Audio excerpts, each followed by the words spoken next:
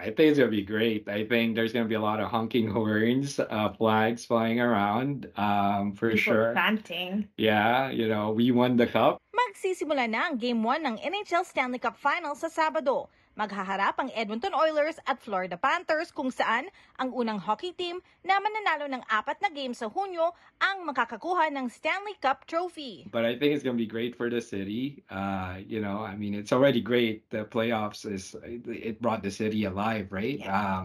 A lot of camaraderie Yeah. around everywhere you go. Yeah. It's a very good positive energy. Yeah, the vibe changes when they win. Yeah. So if they win this cup, I'm pretty sure, like there's a certain pride that's gonna be there, right?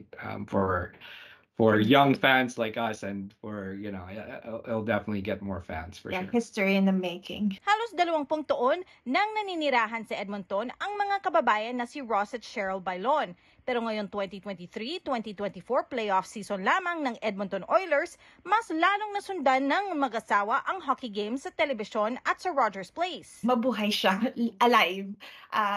Mga tao, it's like the cheers, it's so loud, so vibrant. Kasi ang kulay ng lahat ng tao naka-jersey, mostly orange and blue, kumpara sa away jerseys. Tapos yung mga tao talagang pinturading mukha. It's like they go all out. May costumes, may mga wig. They come in with props, and it's so much passion na hindi mo makikita basta-basta on regular season.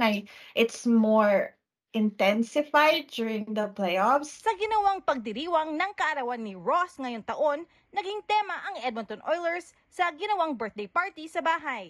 I invited a few friends and family, and I kind of forced them in to make sure you're wearing something orange or the Oilers colors. And kung may jersey sila, suotin nila, ganon. So yeah. They won, so it was perfect. And then the Borealis came out that night, so Pero para kang may piyesta sa bahay. Suot din ng mga kababayan ng kanilang Oilers jerseys nang makita ang Northern Lights o Aurora Borealis sa Edmonton kamakailan at umaasa silang isang good luck sign ito para manalo ang nag-iisang Canadian hockey team na natitira sa NHL Finals. we're hoping for all the good signs for the finals. We want the cup! We want the cup! Teresa Berara, Omni News, Vancouver.